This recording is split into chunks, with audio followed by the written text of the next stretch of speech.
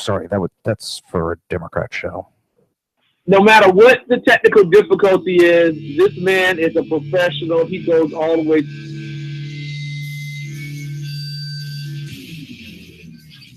What you represent to them is freedom.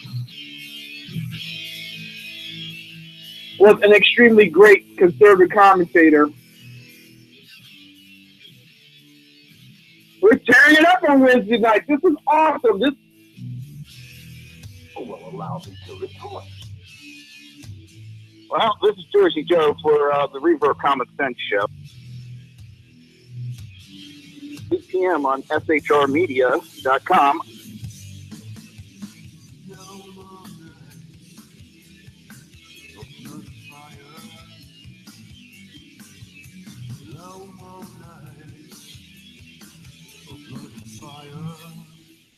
This show contains language that some viewers may find offensive. Listener discretion is advised. And now on to the show. And welcome to the Reaver of Common Sense. I am your host, Jersey Joe. I am trying to make sense out of the senseless. The Jersey Takeover is here. We have expanded to 2 hours every Monday through Friday, 11 a.m. to 1 p.m. Eastern Standard Time. Remember to join a live chat. Go to shrmedia.com. Just click on the chat room button. Join the conversation.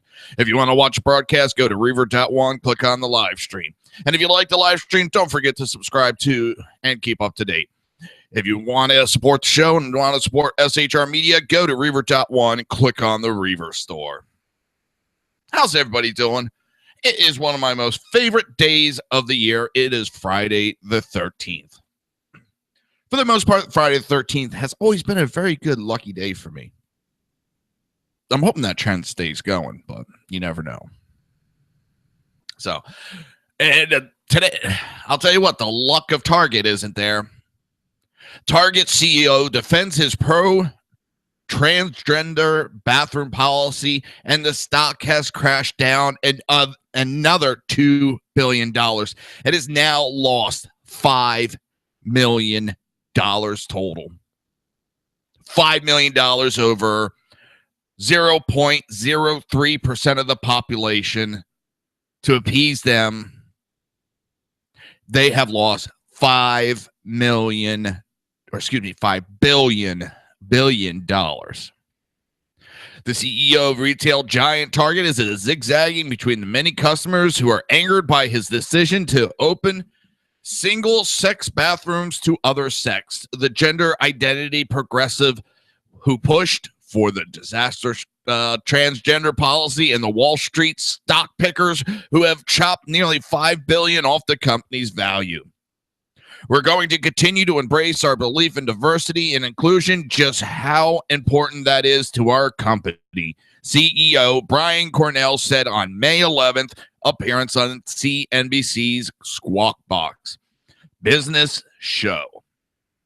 But we're going to make sure our focus on safety is unwavering. I don't know how he's going to do that, because you can have just anybody now. You've opened it up to anybody by your policies. You can walk into either bathroom. We've had multiple incidents of these perverts going in and, getting a nice sneaky peek of little girls.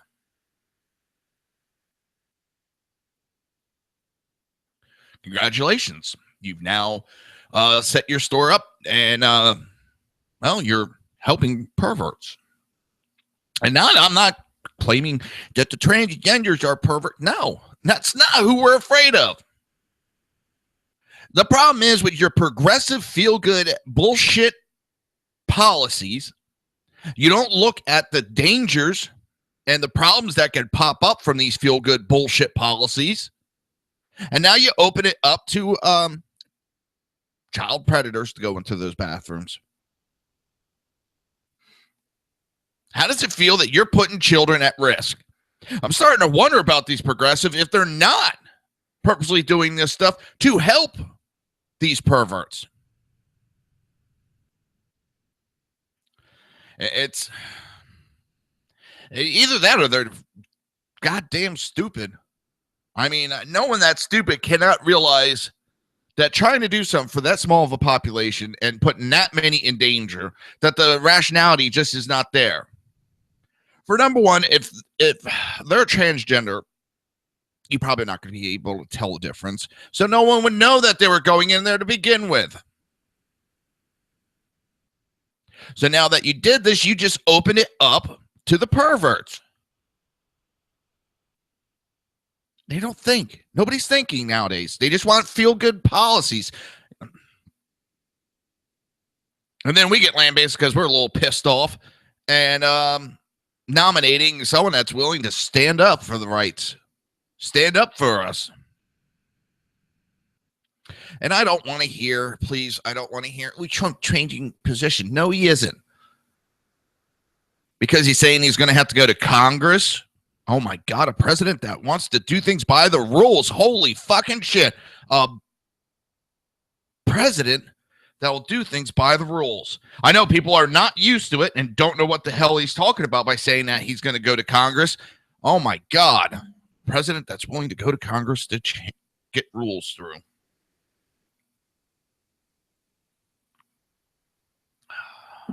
Yeah, cold coffee. But the idiot CEO says we're committed over the next few months to make sure every one of our stores has that option because we want to make sure that our guests be welcomed in our store. I'm not welcomed in your store. No, you're not allowed to carry in Target. So I'm not welcome. So that pretty much blows his theory out of the water. Only a certain small percentage is allowed into your store. That's why I wouldn't shop there before all this bullshit happened. You wouldn't catch me dead in Target. If that's the only place that has the product, I don't fucking need it. But if there's a question of safety, I could tell you and others our focus on safety is unwavering. Bullshit. You want to disarm people? You want to allow perverts in your bathroom? Who the fuck cares? That's what you're saying. He keeps talking safety, but he's not doing things that are creating a safe environment in that store.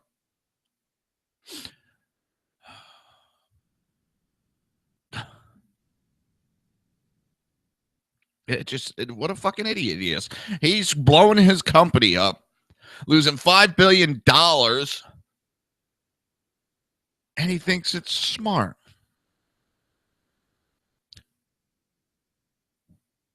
Oh my God. It blows my mind that he would blow his company up for, they say 1 in every 2,400 Americans.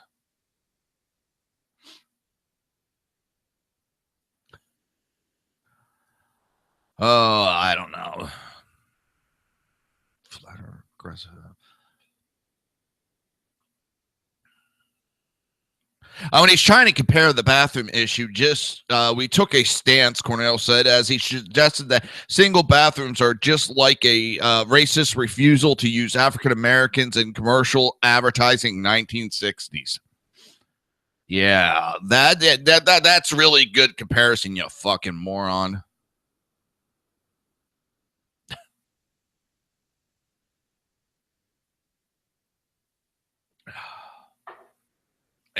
I can't even go on about this idiot. He's going on about racists now and how they use black models back in the mid-60s. They were the first to do it. Well, congratulations. This has nothing to do. There was no safety issue, you moron.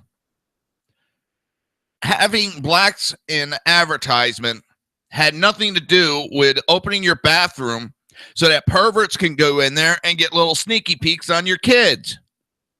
That is not anywhere the same. Except I don't expect a progressive moron like you to understand the difference between the two. Oh my God, these idiots. It's brain-numbingly painful. And now we got Obama. And it was funny. I was reading this article. I got going through the comment section, and one person said they can't wait till President Trump gets elected because he's tired of hearing people just say Obama. You almost never hear people say President Obama. They just say Obama. The man is such a failure that they won't even recognize him by his title. I don't either. And I realize that. especially when you have John Bolton right now has this sick feeling in his stomach that Obama is going to go and apologize for Hiroshima. He's doing a tour in Japan, and he's done these apology tours, and we're waiting for him to apologize for Hiroshima. And I wouldn't put it past him either.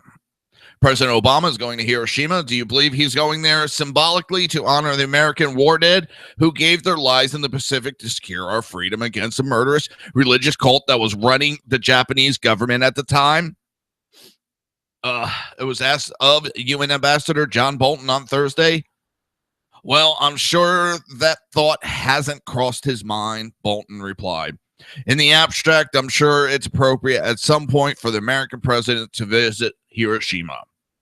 If it were Ronald Reagan, I would not have the slightest qualm at all about his ability to explain why Harry Truman decided to use the first nuclear weapon in combat, and why it was both military and morally justified while feeling compassion for the Japanese victims. This is something that remains to cement the U.S.-Japan relationship, and I think Ronald Reagan would have done it perfectly. With Barack Obama, I have the sick feeling in my stomach that he's going to go and apologize. The White House says that's not going to happen. Honestly, I'll believe it when I see it. It went on to compare the situation in the Northeast Asia to Europe on the eve of World War I.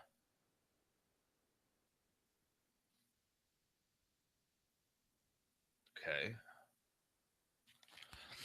My wife just walked outside and totally confused.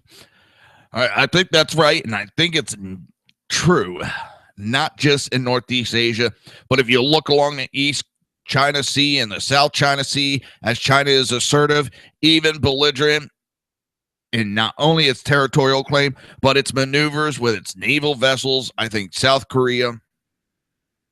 Oh, I just got a text. Perfect. That we're going to be getting a call in about 5 minutes from Sackhead Sean.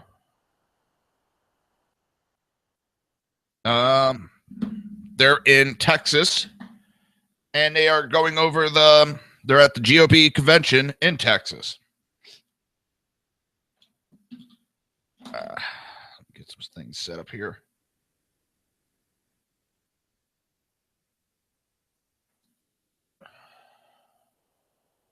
Sorry about this. Just making sure my phone's all set up to receive calls.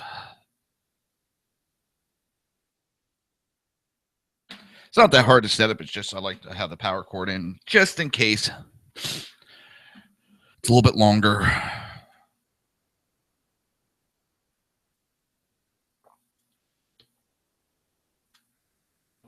Sorry. I got addicted. I've been taking frozen blueberries, strawberries, banana, and ice, and making a nice little smoothie to drink. I cut out sodas, pretty much even iced teas, unless I'm over for my parents, but pretty much all I'm drinking is these fruit smoothies that I make. And all.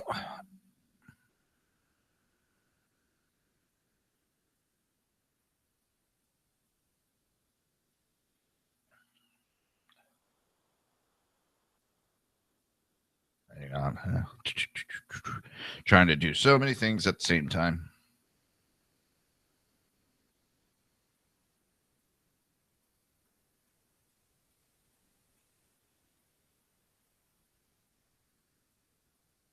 So, all right. And let's see, where were we? No, we're going to have the Sackheads call in a couple minutes, and we'll get going with them. And I'll tell you what, I'm going to take an early break because it's getting close, and I want to get that done before they call in. So, couple minute early break. We'll be right back.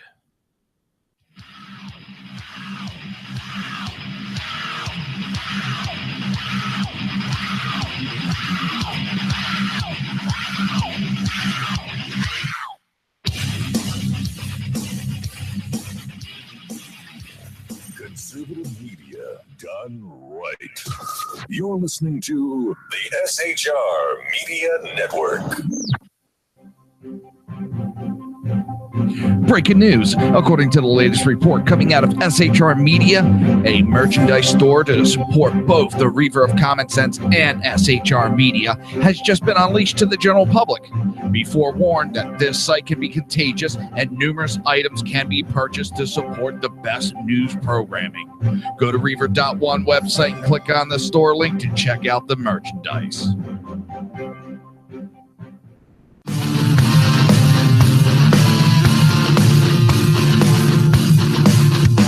You have been listening to Reaver of Common Sense, hosted by my dad, Jersey Joe.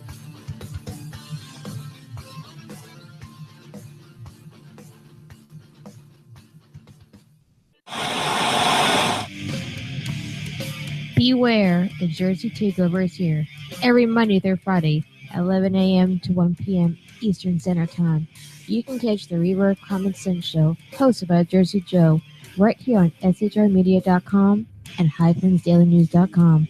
Only Jersey can deliver hell like no one else, so consider this your fair warning.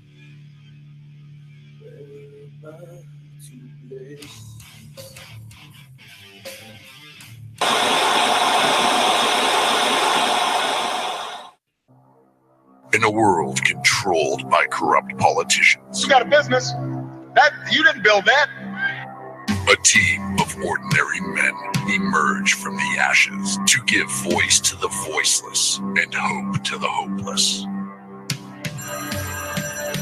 Sackhead Sean, Dude, I'm not saying half was too bro. Sackhead Clint, All good friends of ours usually show up drunk. also starring Sacco as the producer. I'm a little bit drunk, 'cause I'm drinking. They are the Sackheads Radio Show. Every Wednesday at 8 p.m. Pacific on shrmedia.com.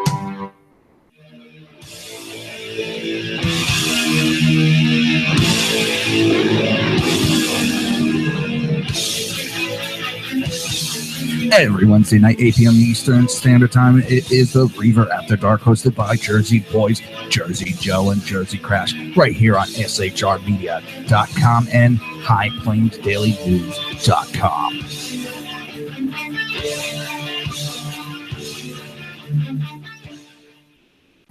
Times are dark. The people misled by corrupt politicians, lied to by establishment media, and deceived by the false messages of Islam. A nation in confusion needs a guide. It needs a man with a cane. I'm Dave Milner.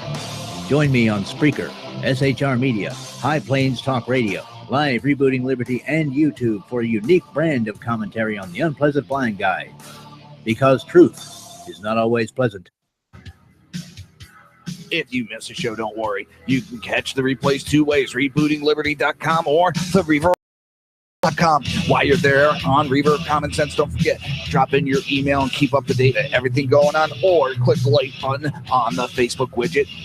Now on to the Reaver of Common Sense.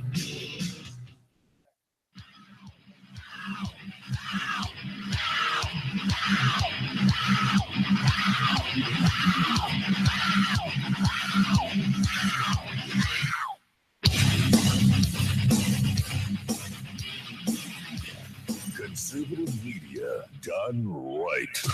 You're listening to the SHR Media Network. This show contains language that some viewers may find offensive. Listener discretion is advised. And now on to the show. And welcome back to the Reaver of Common Sense. I am your host, Jersey Joe, and I'm making sense out of the senseless. And on the phone, we have Sackhead Sean calling in from the Texas GOP Convention Center. What's up, Sean? Good morning to you and all the Reaverites. How are you today, buddy? I'm doing good. How's it going there? Any fun? Well, I mean, you know me, I live in California, so every time I come down to conservative country, even in Dallas, which is probably more purple at this point, it's still amazing to be in a place that actually understands conservatism. So it's fun. It's a lot of fun. Great people. I can't tell you how many wonderful people I've met and spoke to at this convention. All walks of life. We were talking at the break. There's a humongous in comparison, there's a humongous contingency of Trump supporters here that I wasn't expecting. And, you know, obviously this is Cruz country, as we talked before, so he has a lot of supporters here as well. You know, yesterday was the opening general session. Governor Greg Abbott gave a speech. In my opinion, I think you're going to see him start going up to the federal level real soon. He gave a very pre-presidential speech, if you will. Spoke a lot on the federal level and how the federal government's affecting states, but it was very, I don't want to say outright. It was a running speech, but you could definitely tell he was laying the groundwork and thinking ahead, I think. Are you talking for 2020? Yeah. Okay. Yeah. Yeah, I could definitely see him start testing the waters for candidacy. And I'll tell you what, I've seen him speak a lot of times on TV. Seeing him speak in person is that much more impressive. Amazing, obviously an amazing governor, but he's also just, he touches people. And you could tell in that audience that when he was speaking, everybody in that room was connected to him, which says a lot for any leader of this day and age. We know we have our issues with our leaders, but in a state like Texas, as even the GOP here is divided, and if you talk to people, there's some major issues on major sides that they're trying to hash out. But still, when the governor spoke, everybody listened, and everybody absolutely was enthralled, I think, with him, which is amazing to see. Well, I also think it's one thing, kind of like these kind of speeches. I mean, Rick Perry, prior to his announcement, he was sounding very presidential, but as soon as it came time to actual run, that's where it came, I think, kind of unhinged for him. And, yeah. And there's a big difference between those two. You talk to people, and there's still a lot of Rick Perry support down here, and rightfully so. Listen, Rick Perry was an amazing governor for the state of Texas. Mm-hmm. A lot of their success has been because of Rick Perry, and he deserves his. He deserves all the credit. Absolutely, and you know, one of the things here is you hear a lot of people on the state government level here trying to take credit for what Rick Perry did years ago, and you know, it's still affecting the state now positively, and they're trying to jump on board and take credit, and there's a lot of people willing to call them out and say, hey, that wasn't yours. You didn't do that. That was Perry's. And, you know, it's one of those things that I know I see in politics a lot of times, that people become disengaged from their leaders, and their leaders have a tendency to talk down to their people, as horrible as that sounds. And here, you know, Governor Abbott and a lot of the other leaders that I've spoken, met with, even on a local level, talk too. So it's absolutely enlightening to see, as a conservative, a good convention like this. My only complaint is it's pretty low key. The site probably wasn't the best. It's really, really spread out, which I think for people with mobility issues and stuff like that, it makes it harder. But you know, the people themselves are amazing. Meeting people from Texas, and even the people who, I kid you not, there are people who are still talking about seceding from the union because the union is ignoring Texas as a whole, or not giving Texas the credit it deserves.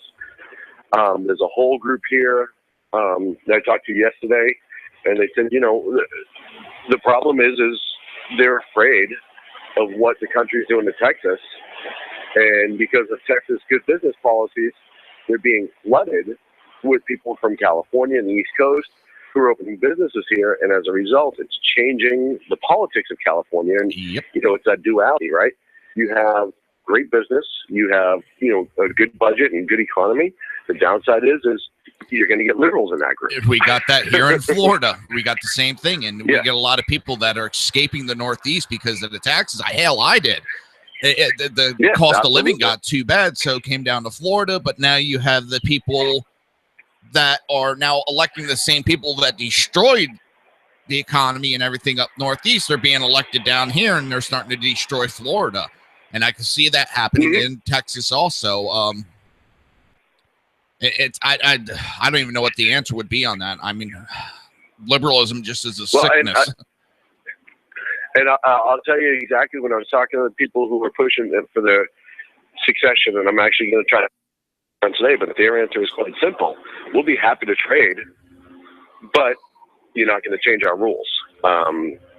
You know, so what it comes down to is the overwhelming pride that people have in the state. I'll give them that, but on all walks. The secession isn't nothing new, and Texas was a blue state for a long time. I mean, they've been trying to succeed from the Union since the day they got into the Union, so it's not something that's very new. I mean, as much as I know, absolutely not. I know Texas is very American, but that's one of the things I hate when people were attacking Trump. Just the people being nasty, it'd be like, okay, well, you don't want a New Yorker. Well, I would turn around and say, well, I don't want a Texas that they're so patriotic that they want to leave the Union. I mean, you can't have it both ways. But well, and I explained to the representative I spoke to yesterday, I said, as an American, it would break my heart to see Texas try to go, because I think that Texas is one of those states that we as a union need in order to be successful. Yes. You know, and I understand, you know, Texans are very, very proud of their state. They're very proud of their way of life. They don't want it disrupted. They don't want it interrupted. And it's very, very telling of what the federal government has tried to push upon the state level and change them so much that they would rather get out. Yeah. And there is people that are pushing in the Northeast for the expansion of liberals to go to red states and try to take them over. I mean, I've heard that being said multiple times, and somehow we got to combat definitely that. An agenda there. Oh yeah. Well, you know, it's one of those things that we need to keep pushing the values. We need to keep preserving what we have. We need to keep preserving our liberties and understand that, you know, one of the big things that I've been trying to talk to people about is having the emotional issue versus the literal issue. Let's have the literal issue and stay away from the emotional part of it. Emotions have no place in this as the basis of argument. It is your way of making your argument, but your basis has to stay in facts and reality. And I you know, you hear that a lot here, which is also good. People are emotional about it, but they know what the hell they're talking about. They're very, very educated voters down here. They know the policies, state, local, and federal, and they're all over it. Yeah. And it's like I said, it's huge. It's so enlightening. It's so much fun to be a part of. It's really an honor that they would let a lunatic from Boston who's down in California come and hang out for a few days.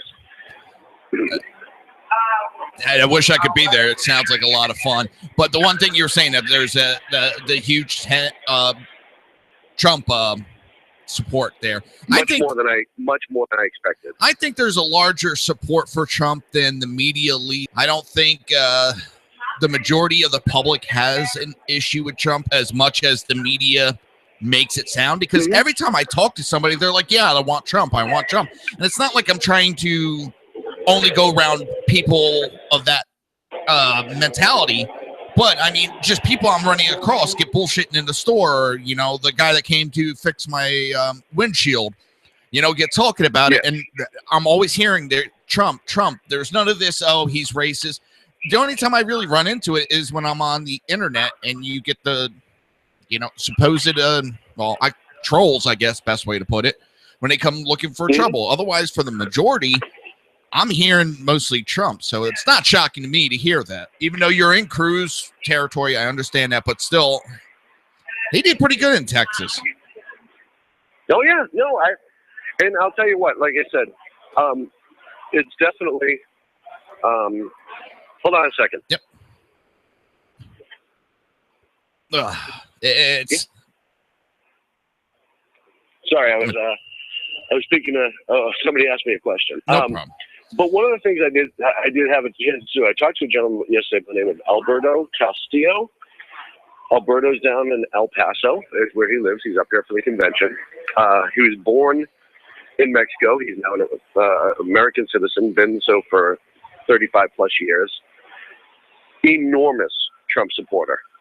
Enormous. We talked for about 40 minutes, and a lot of it came down to immigration and economics. And very much of the mindset of, hey, you know what, I did everything right when I first moved to this country. Yep. I had to follow the rules. I did follow the rules. I continue to follow the rules, and we don't want you can't let those rules go, because you have mass chaos, and it destroys the economy when you do that. It destroys so many things, and it takes away the pride of the people, like we've talked about before, who've come here legally. Yeah. Well, not just the money they spend. Are they going to get reimbursed on all that? I mean, tens of thousands of dollars they spend to get into this country legally, and now you're going to get people that just get to walk in? No. Well, and that's what he said. He was very much about that, and he was also just very much about, hey, this is a country of rules. This country's been very good to me because I followed the rules. I've worked my rear end off. Nothing's ever been given to me, but nothing's ever been taken from me either, which happens in every other country that these folks are coming from. Yeah. Like, and it's not, he absolutely is like, hey, it's not that I'm here and I'm like, oh, I don't want anyone else to get here to get my slice of the pie. It's, I want people who are going to come here and do the same thing that I did and live the actual American dream versus the faux American dream that liberals are pushing out, just coming here, getting free shit and walking out the door. Exactly. It's... and also, I know it may be a bad attitude to have, but I don't want amnesty on anything. But where is the amnesty for Americans that have been following the rules all their life? Yep. We follow the laws, but we don't get nothing. We're not really getting that much. So I don't see why they should. And you come to Texas, and they're on the forefront of that fight on the state level, trying to keep all the Syrian refugees out, trying to keep amnesty out. They're filing lawsuits. I think Texas has sued the administration 37 times or something like that on all sorts of different things, but immigration was one of them. So they're trying, their damnedest to be out ahead of it. And I'll tell you what, you talk to the people around here and you talk to the folks at this convention, and they are unapologetic. And it is amazing to see. And one of the big concerns going into it was, Dallas being a liberal city past the whole transgender bathroom thing. We thought that was going to be an issue. Nobody's made an issue out of that. The so-called log cabin Republicans that are here, the Metroplex Republicans, they're the ones, I don't know if you saw, I tweeted out yesterday at Edge of Liberty. The Hillary Truth sanitizing wipes, they were the ones handing those out. Everyone thought, which was just the most brilliant marketing scheme I've seen so far. But everyone thought there'd be a lot of static between them and some of the other conservatives, and there's absolutely some people that aren't happy that they're here. But being conservatives, they respect the fact that they have the right to their opinion and they have the right to be here. They may disagree with their social issues, but it's been very, very respectful, which you don't see in a lot of other states. It's that Southern hospitality, if you will, I think you see bleed through. The other big thing is this is the first convention where it's been open carry and concealed carry permitted. Amazingly, Joe, I know this is going to blow you away. I haven't seen one shooting. I Not know. once. Oh my God! It's the strangest thing. All these lazy guns walking around. I know, of them just lazy and useless. Well, I've done that. I've taken my gun outside and put it on a chair and said, "Go ahead, shoot." And it was like 5 hours I was out there and it didn't do anything. Chastising it, everything. Just trying to make it mad. It's just nothing works. It's absolutely strange and amazing. I thought maybe it was lazy, so I loaded it, and it still didn't do nothing. I must have a defective gun. But and here's the amazing thing about it, Joe, is unlike probably other states where if this sort of thing happened, there would be some outcry. Nobody's even, it's not even like, oh my God, that guy has a gun. You don't even see that. People are just walking around. It's nothing. Well, it is nothing. I think again, things are made to blow up on the internet. I like the internet. It gives me and you a way to do our show, but I think things are blown up a little bit out of proportion than actually really is. Always.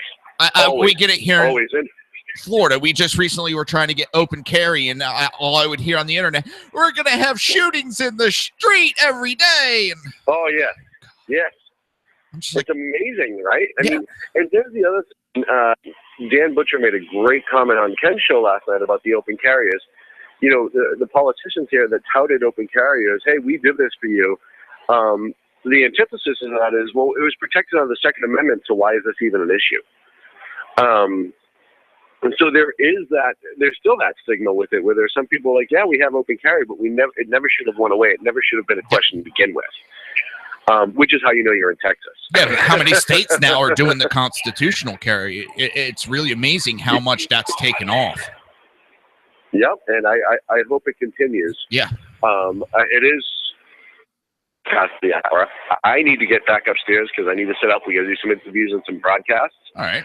But I absolutely want to take the opportunity to get in and talk to you and give you kind of an update on how everything's going here at the Texas GOP convention. I appreciate it. And if also, you want to follow me, I'll be posting to the SHR media pages, pictures, and interviews. Our Spreaker page, obviously, the downloads. We'll do some live stuff today, and then at Sackheads and at Edge of Liberty is where all my tweets will be coming from, and shrmedia.com is the place to find it as well. hey, I sent you a text last night. I don't know if you got it or not. We're going to be doing a giveaway soon. Oh, yeah. I did get that, and I wanted to talk to you about that off air, but I think it's a great idea. Yeah, well, I got like 5 of them coming, so we can do a couple of different giveaways for those. I think that'll be a good idea. So, absolutely. And hey, Joe, as always, man, you're doing a bang-up job. We love to have you. I'm so glad that you're with us, and keep plugging away, man, because every single day it's more and more awesome, and we love you for it. I appreciate it, and I always am honored that you picked me to do this. So, well, us Northerners who are conservatives need to stick together, pal. Exactly. Even though you're from Massachusetts, I know I'll let that go. Yeah, well, hey, you know what? You're from Jersey, so I don't really think we want to have this argument. By the way, Kel said have fun. Yeah. She came into the chat room and it was, my friend. Well, she came in the chat room. It was good morning, Joe, and Sean. So you're very much loved. Go have fun, bro. Hey, you know who carries the burden around here. All right, brother. You go have fun. All right, you and all your listeners, thank you for having me, Joe. Anytime.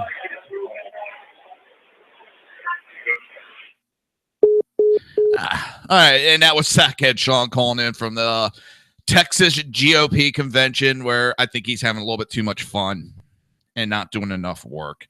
All right. Where are we? All right, I got to get back on track here. I'm a little off. Let's see. 1 second. We're going to jump over to there was some breaking news on Fox recently. There's now a new military guy that's coming out and saying that they could have been there in Benghazi.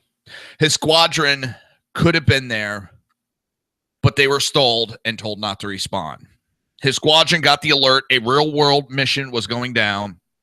The team at Averone Air Base, I know I'm probably butchering that, in northeast Italy, raced to the field and was briefed as planes were armed.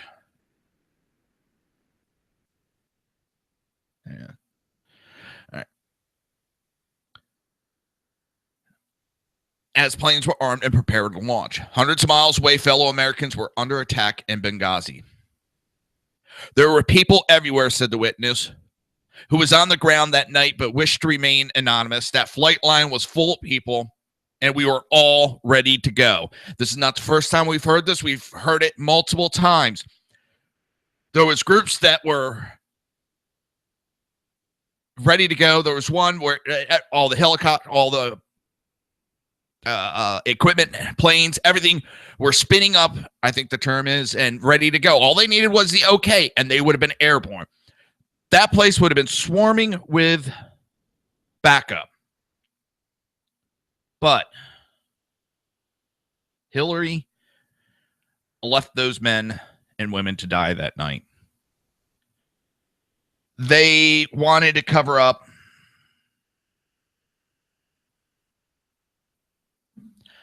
what was going on in Benghazi. And this person goes on that they were just waiting for the order and it never came. The whole night we were told that we were waiting on a call. Waiting on a call that never came. Waiting on a call from basically Hillary Clinton giving the okay, which she never gave. And that's the disgusting, and it pissed me off that she is even running for president and she couldn't be bothered to do anything that night.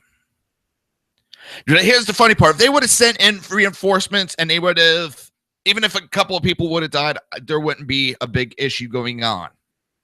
It wouldn't have been blown up as big as it is, and it deserves to be blown up as big as it is. If they would have sent in reinforcements, it would have been like any other consulate being attacked. It would have been a blip. And that's the issue. And I get people, well, these other times there are people that died in the consulate attack. Yes, but reinforcement was always sent in.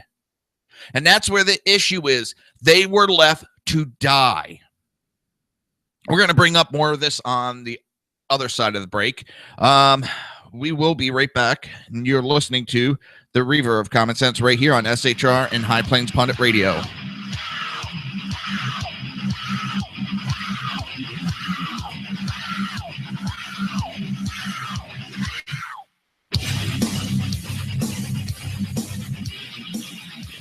Conservative media done right. You're listening to the SHR Media Network.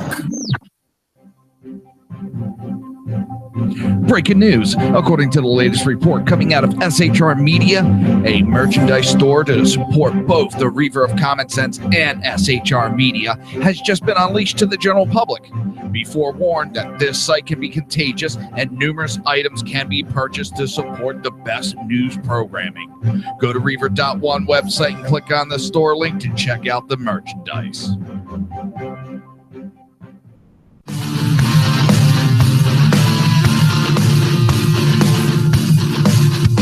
You have been listening to Reaver of Common Sense, hosted by my dad, Jersey Joe.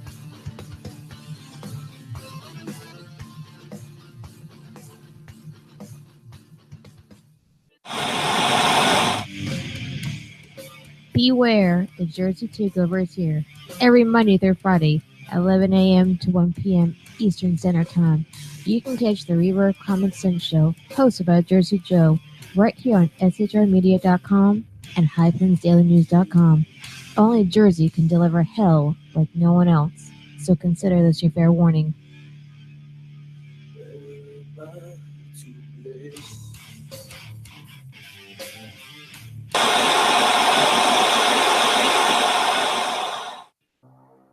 In a world controlled by corrupt politicians, You got a business. That you didn't build that. a team of ordinary men emerge from the ashes to give voice to the voiceless and hope to the hopeless.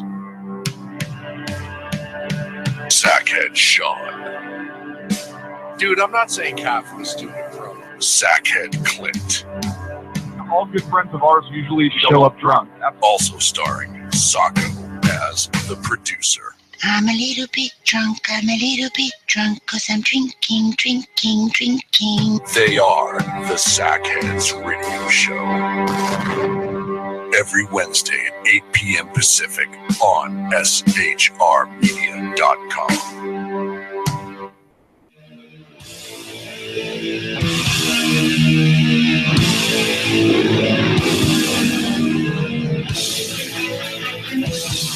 Every Wednesday night, 8 p.m. Eastern Standard Time, it is the Reaver After Dark, hosted by Jersey Boys, Jersey Joe, and Jersey Crash, right here on shrmedia.com and highplainsdailynews.com.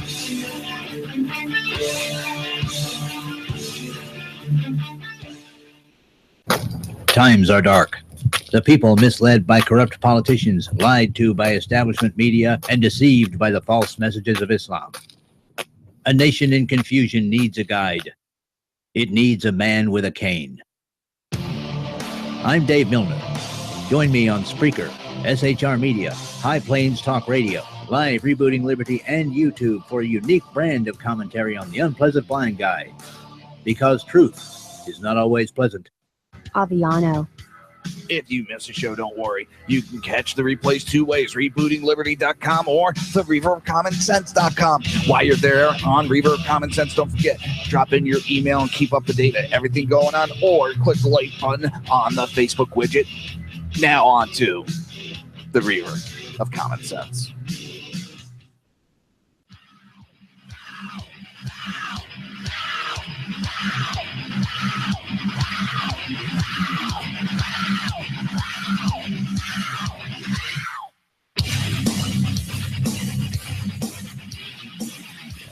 Conservative media done right. You're listening to the SHR Media Network. This show contains language that some viewers may find offensive. Listener discretion is advised. And now on to the show. And welcome back to the Reaver of Common Sense. I am your host, Jersey Joe. I am making sense out of the senseless. Or at least trying to. It is a daunting task that some days is harder than the others. But the Jersey Takeover is here. We have expanded to 2 hours every Monday through Friday, 11 a.m. to 1 p.m. Eastern Standard Time. Remember to join the live chat. Go to shrmedia.com. Click on the chat room button. Join the conversation. All right. Right before the break, we were discussing new revelation on the Benghazi. And hang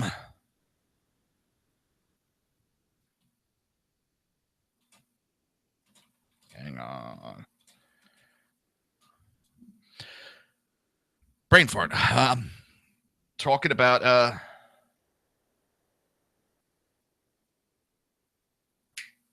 the Benghazi. There's a new revelation that's coming out. And there's more military personnel speaking out finally and saying that the resources were spinning up and just waiting for the okay. And an okay that never happened.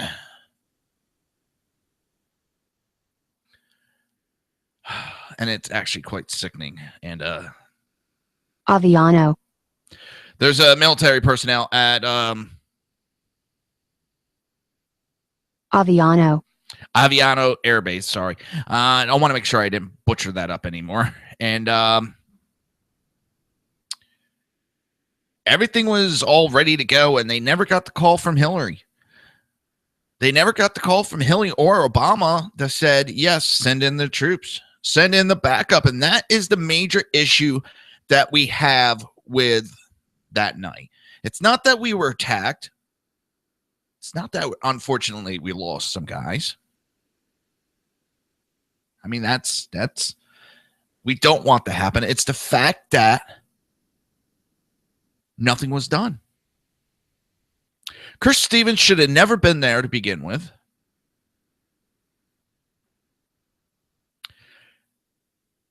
Our men should have had reinforcement sent in the moment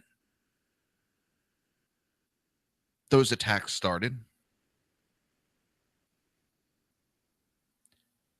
There was so many different options available to them. There's reports that there's a pilot that was right above, and all he wanted to do was be allowed to go below the deck, hit his afterburners, which would have caused a huge sonic boom and scared the living crap out of everybody, and it would have dispersed the crowd,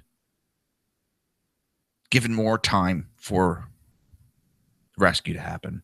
And it would have been a non-lethal way. I think it's the A-10. No, not the A-10. They had air support that was flying over them. There were so many options, but nobody got the okay, and we left. The only thing that could be said is they were left there to die, so that they couldn't speak of what was going on out of the CIA base. But now another gentleman has come forward. He's trying to stay in the shadows a little bit. He asks his identity be protected for fear of retribution. He says others in his squadron also have wanted to talk about Benghazi from the beginning, but no others have interviewed, and all are afraid of the potential backlash from speaking out. I'm not trying to give any type of information that could even harm the military. That is never my plan. I feel that some things need to come to light. You have three gentlemen. Three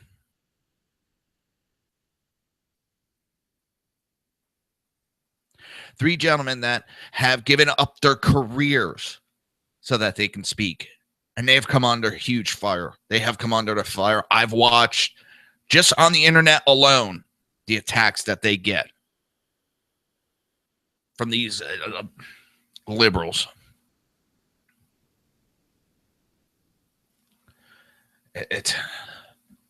This gentleman talks about, namely, he said that a team was ready to go that night to help protect Americans under fire in Benghazi, an account that runs counter to multiple official reports, including from a House committee, a timeline provided by the military in the controversial State Department Accountability Review Board investigation, which concluded the interagency response to Benghazi was timely and appropriate, which is bullshit. I remember the nights right after it happened. And military personnel were talking. They said that they were loading planes up, getting ready to go, and they were told not to. They were told to stand down repeatedly across the board. Time and time again, every time we talked to military personnel, they were loading planes up to go. They were ready to go, and then they were told to stand down. And then all of a sudden, amazingly, all these commanders forget that they gave those commands. These commanders that turn their back on all the men that they're supposed to protect. The source said, I definitely believe that our aircraft could have taken off and gotten there in a timely manner, maybe 3 hours at the most, in order to at least stop the second mortar attack and basically save lives that day. They could have stopped a lot of attacks. The initial response, if they were sent in a timely manner, they could have got Chris Stevens, Sean Smith out of there. Got them back to the CIA building, which those men were able to defend. And if they would have just had a little air support showing them where everything was that those mortars were setting up, they could have defended against the mortars prior to them firing.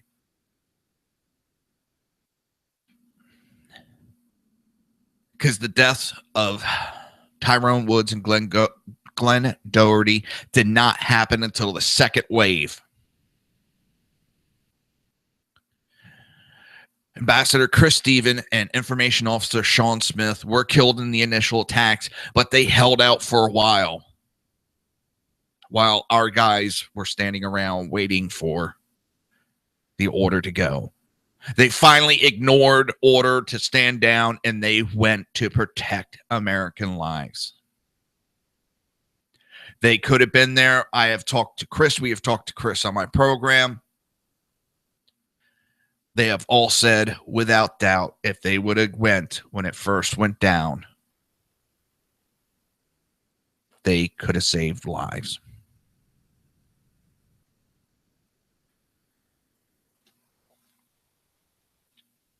They said it without an ounce of doubt that if they would have gone when the attacks first happened, that they would have saved lives. But they kept getting told to stand down time and time again. And yes, the word stand down were used. There's been now several documented testimony of those words given. The only ones that are denying it are the commanders that are going to get shit for it, are the ones that are denying those orders were given. They had no problem putting the people's lives at risk that night to say stand down. Now that it might be their career that's on the line, they lie. And yes, I will call them a liar because that's what they're doing. They're lying to try to save their own ass at this point.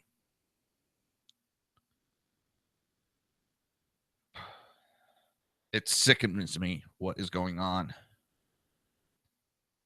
This administration is one of the worst administrations across the board. Yes, I know there was consulate attacked while George Bush was president. Yes, I understand that. And it really shows your stupidity as a liberal when you bring that up in a conversation. Because the military assets were rolled to help attack that night.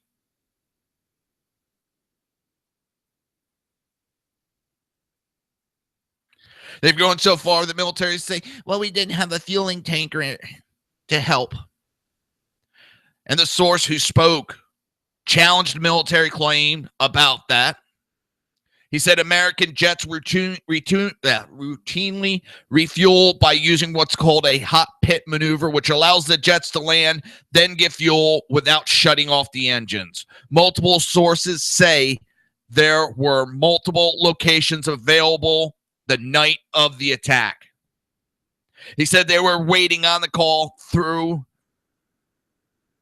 the night. The men say they didn't truly learn about the mission they had missed until they returned home the next day from the airfield and saw the reports about Benghazi attack on the news. Many still don't talk about the subject, and some insist it has hurt morale within the squadron because people know we were stationed there and didn't respond. The same frustrations have compelled Mike, a former team sergeant for a military anti-terror quick reactionary force, once known as the CIF, to talk. For some reason, they were all shut down, and I think it leads back to a policymaker somewhere because nobody in the military is going to shut down an operation. On the night of the attack, Mike was at Delta Force headquarters in the United States, monitoring the events as they happen. We had hours and hours to do something, and we did nothing. This is disgusting what this administration has turned our military into.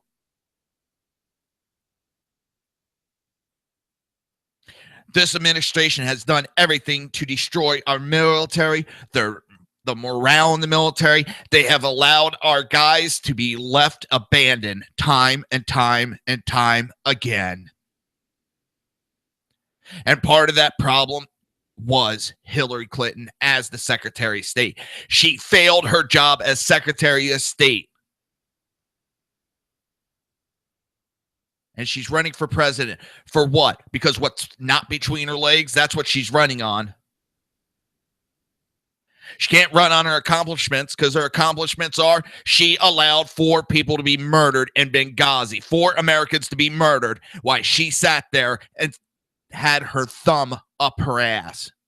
She could warn her family. She could warn her daughter that there was a terrorist attack. But she tried telling the American people it was over a fucking video. She lied to the family members of the dead, literally over their coffins. She lied to them. Straight to their face, and now she calls the family members the liars. This woman has yet to speak the truth, and she had the gall and the balls to say on an interview she's never lied. Her foundation, Clinton Foundation, her and her husband have been fraudulently collecting money, funneling money, taking money from foreign governments. This woman belongs in a fucking jail cell not to be running for president of the United States.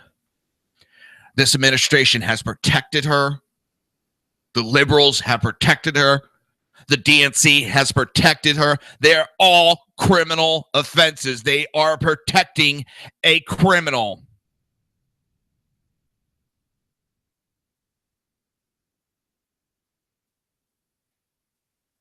She couldn't even go out on the Sunday talk show. They had to send out Susan Rice to talk because it was too stressful for Hillary Clinton. Well, let me tell you something. If that's too stressful, how the fuck is she going to handle being president? I find it highly disturbing and disgusting that she is running for president. And despite the claims by former Secretary of State Hillary Clinton in the State Department that nothing more could have been done, a Freedom of Information Act lawsuit recently revealed that the Department of Defense Chief of Staff Jeremy Bash immediately offered assistance to the State Department on the night of September 11th, saying forces could move to Benghazi, and they are spinning up as we speak. And Mike echoed that. He said everything was spinning up, but nothing was done because Hillary sat with her thumb up her ass and did nothing.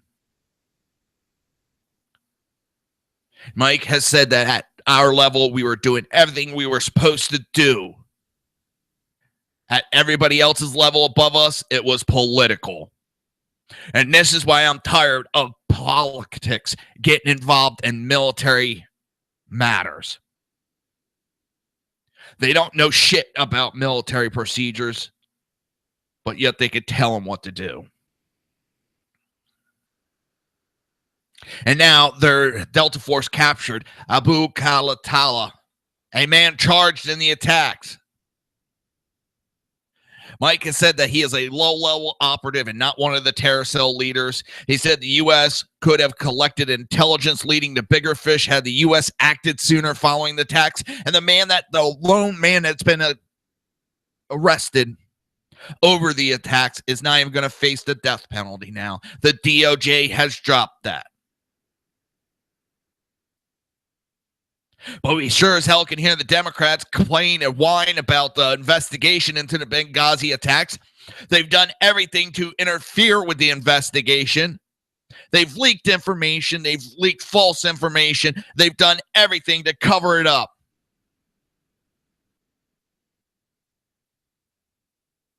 And this is the Democrats that people are backing.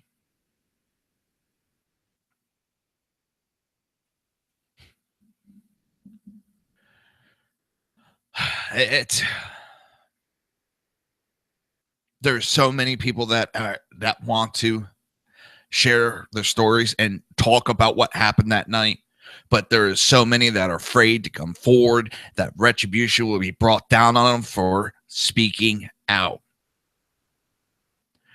Basically, we got whistleblowers that are in fear of their life. You're listening to the Reaver of Common Sense right here on SHR Media and High Plain Pundit Radio. We will be back.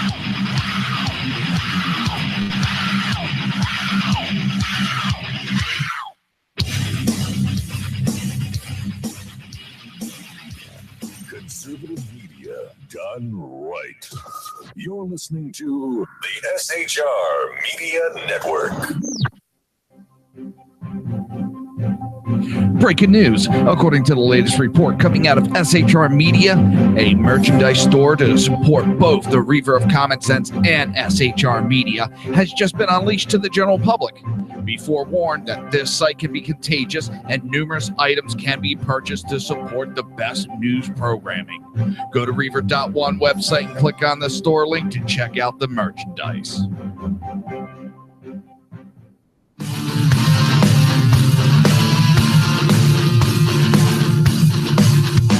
You have been listening to Reaver of Common Sense, hosted by my dad, Jersey Joe.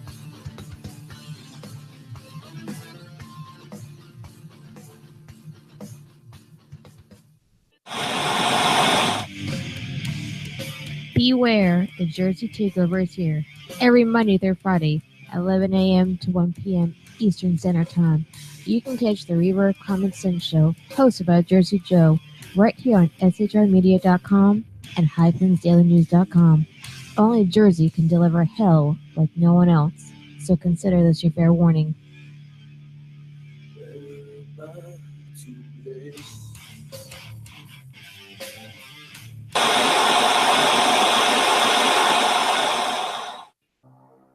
In a world controlled by corrupt politicians, You got a business. That you didn't build that.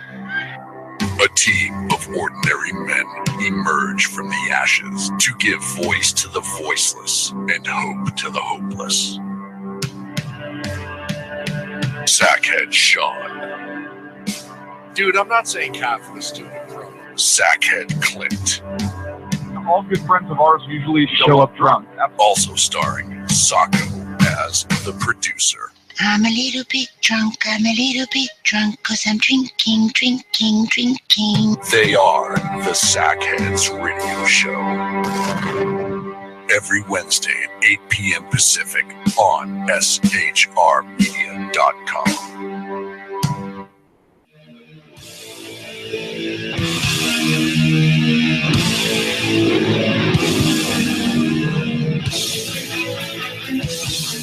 Every Wednesday night, 8 p.m. Eastern Standard Time, it is the Reaver After Dark, hosted by Jersey Boys, Jersey Joe, and Jersey Crash, right here on shrmedia.com and highplainsdailynews.com. Times are dark.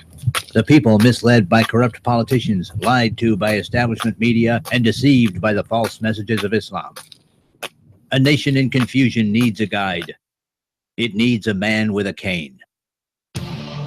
I'm Dave Milner. Join me on Spreaker, SHR Media, High Plains Talk Radio, Live Rebooting Liberty, and YouTube for a unique brand of commentary on the unpleasant blind guide. Because truth is not always pleasant.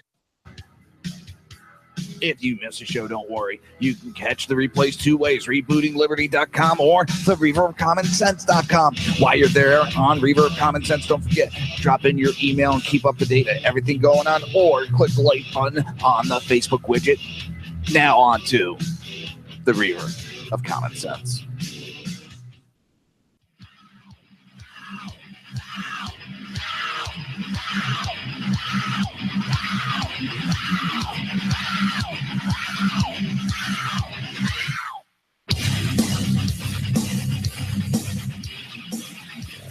Conservative media done right.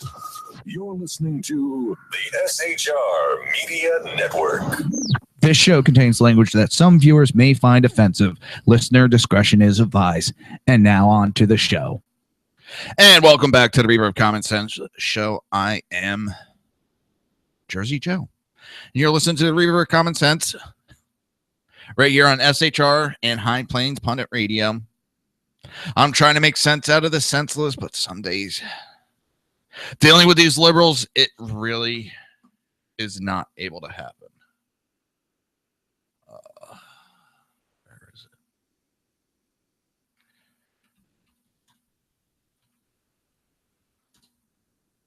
it? All right, Cal, I just sent it to you now, just to make sure. When it comes to Benghazi, this is one thing that really fucking pisses me off about our government. I mean, I don't see my dad get emotional about many things. My dad was military, and it's always been the government never left them behind type deal. And this one, the government and Obama and Hillary, they all turned their backs on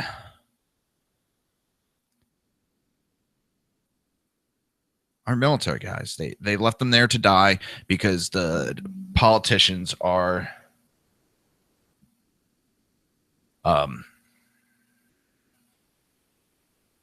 trying to get away with shit. Hillary was trying to get away with shit.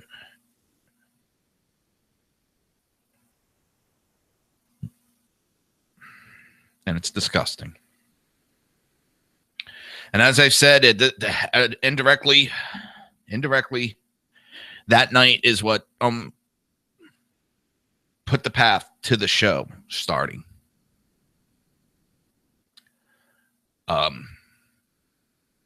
Before that night, I never spoke out about politics. I kept it to myself, but that one pissed me off. I was expecting on the rant I did, I was expecting a lot of people to come back at me, and I was shocked at how many people I knew that just agreed with it and thanked me for actually saying that out loud. And then you get like this professor. This professor is such a fucking idiot, and the title of a lecture he gave at MIT was Islamophobia. Islamophobia accelerates global warming. Yes, this friggin' idiot actually thinks that not liking Muslims creates global warming. How big of a fucking idiot do you have to be to even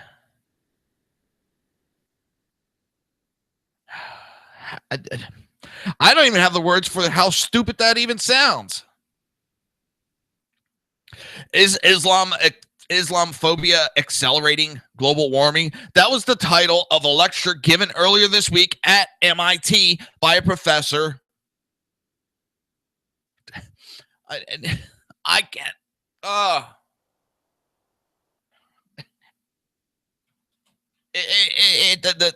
The stupidity in that one just,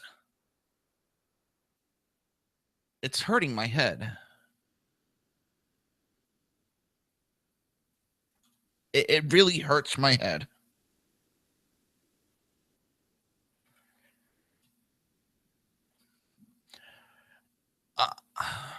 Oh my God. Gas and Hage. Gas and Hage is the guy's name. Gas and Hage. Okay. So I use a text-to-speech a lot. I use it a lot, especially anymore with some of these names that come up. So I'll plug it in usually before the show. That one I didn't catch. And I got to agree with this writer. He cannot decide who should be more upset. The Australian taxpayers who are funding this loon's position as a future generation professor at Melbourne University, or the alumni, including the Koch brothers, Michael Bloomberg, Buzz Aldrin, and donors who must surely now be asking if MIT, and I thought the M stood for Massachusetts, not Mickey Mouse. What the hell happened to the place? Why is student time in university funding by waste on this utter horse shit? And yes, it is utter horse shit to actually say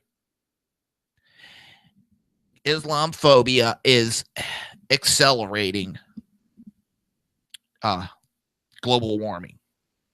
So now my emotions and how I feel are affecting the weather. Now that's funny.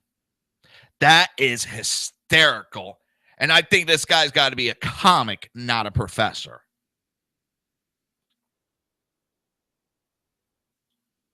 And if I was the Melbourne University, I'd be firing someone's ass. Because he just made them look like a bunch of jackasses. No way around it. You look like jackasses. If that's one of your top professors, yeah. Yeah. Thank God I don't have to send my kid to that school. Mr. Haggs fits perfectly the profile required for anyone who wants to get in modern academia. He was born in Lebanon before moving to Australia, is the author of several books exploring race in Australia, including White Nation Against Paranoid Nationalism. And on online essays, he has called Airport Security Example, in which Westerners require from those they racialize and exact obedience to the letter of the law. A supporter of the anti-Israel boycott, diverse and sanctions movement, he has likened Israel to slave owners in a tweet and has called Palestine militants freedom fire in an essay. He ended that particular essay, "A massacre is not a massacre."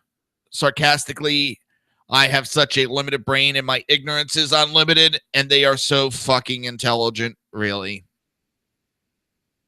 For those of you who are unable to attend the lecture, here is what you missed. This talk examines the relationship between Islamophobia as a dominant form of racism today in the ecological crisis. It looks at the three common ways in which the two phenomena are seen to be linked, as an entanglement of two cries, metaphorically related, with one being a source of imagery from the other, and both originating in colonial forms of capitalistic acclamation. The talk proposes a fourth way of linking the two, an argument that they are both emanating from a similar mode of being. Oh my God, this guy is just a jackass. And he was paid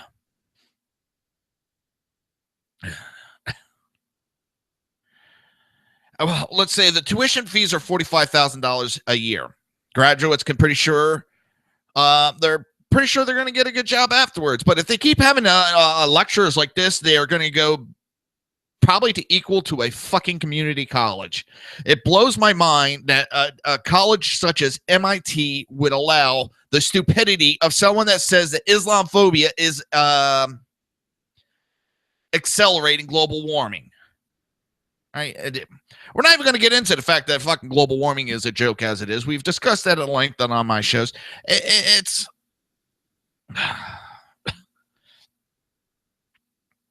the moronic level of this supposed professor. And I don't understand how you would even equate the two together and try to get them to mesh together. You'd have to be really insane.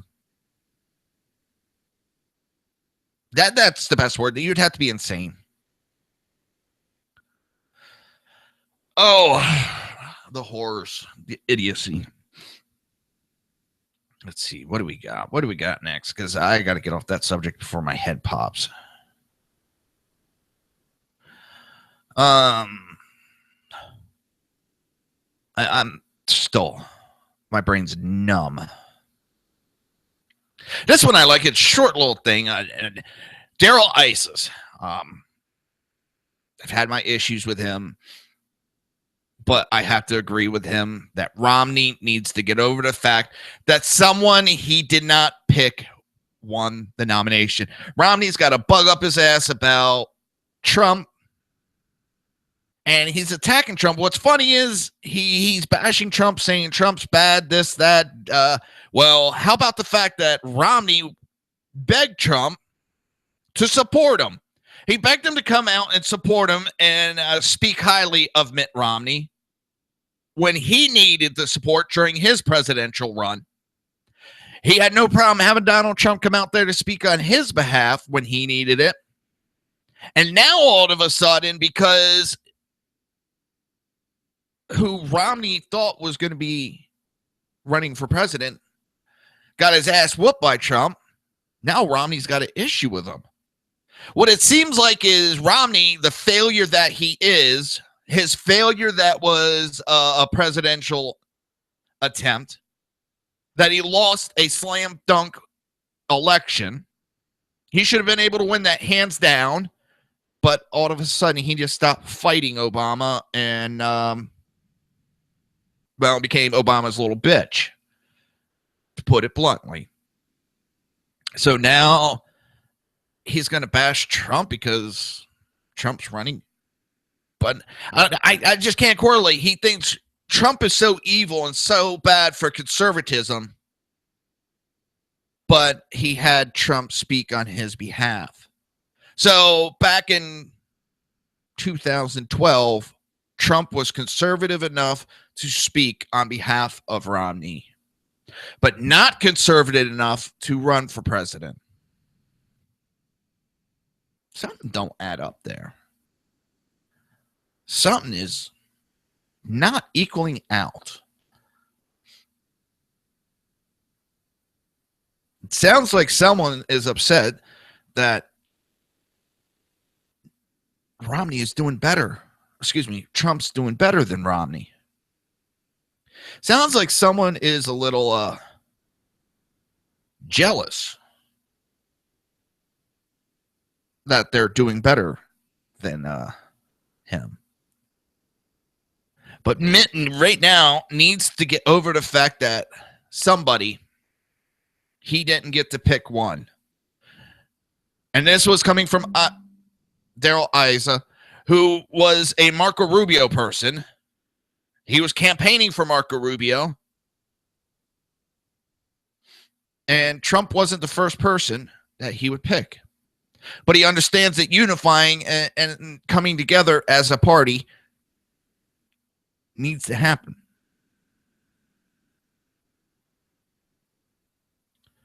Just sounds like a lot of people are upset that their buddies got their ass handed to them so easy.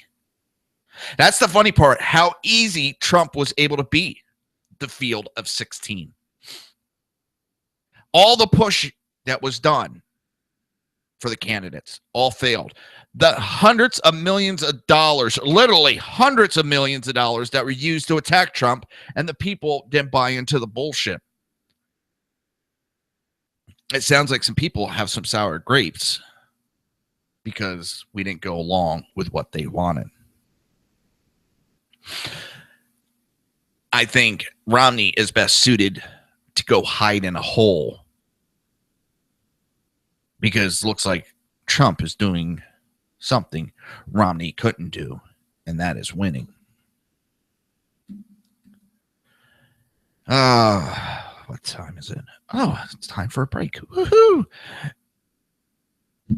You're listening to the Reaver of Common Sense right here on SHR and High Plains Pundit Radio. We will be right back.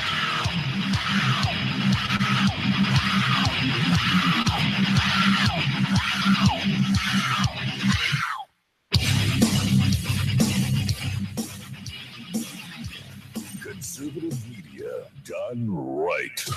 You're listening to the SHR Media Network. Breaking news. According to the latest report coming out of SHR Media, a merchandise store to support both the Reaver of Common Sense and SHR Media has just been unleashed to the general public. Be forewarned that this site can be contagious and numerous items can be purchased to support the best news programming. Go to Reaver.one website and click on the store link to check out the merchandise.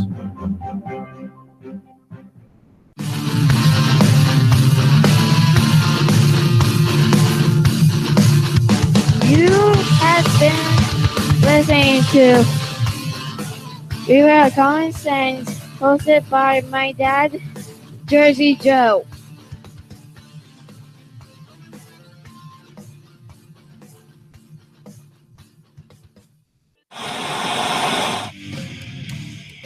Beware, the Jersey Takeover is here. Every Monday through Friday, 11 a.m. to 1 p.m. Eastern Standard Time. You can catch the Reaver of Common Sense show, hosted by Jersey Joe, right here on shrmedia.com and highplansdailynews.com. Only Jersey can deliver hell like no one else, so consider this your fair warning.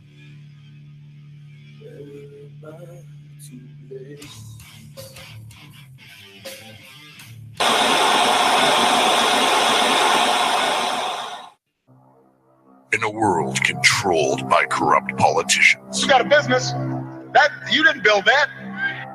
a team of ordinary men emerge from the ashes to give voice to the voiceless and hope to the hopeless. Sackhead Sean, Dude, I'm not saying cat for the stupid bro. Sackhead Clint, All good friends of ours usually show up drunk. also starring Sacco as the producer. I'm a little bit drunk, cause I'm drinking. They are the Sackheads Radio Show.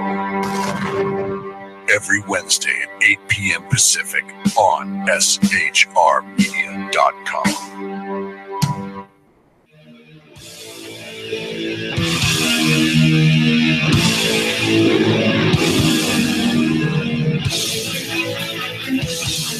Every Wednesday night, 8 p.m. Eastern Standard Time, it is the Reaver After Dark, hosted by Jersey Boys, Jersey Joe, and Jersey Crash, right here on shrmedia.com and highplansdailynews.com.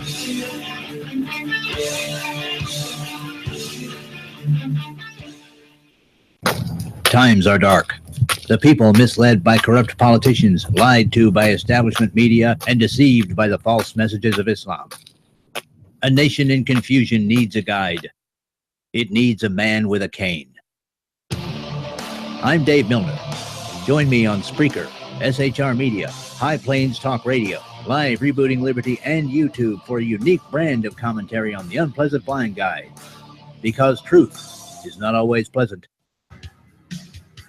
If you miss a show, don't worry. You can catch the replays two ways, rebootingliberty.com or the reaverofcommonsense.com. While you're there on Reaver of Common Sense, don't forget, drop in your email and keep up to date on everything going on, or click the like button on the Facebook widget. Now on to the Reaver of Common Sense.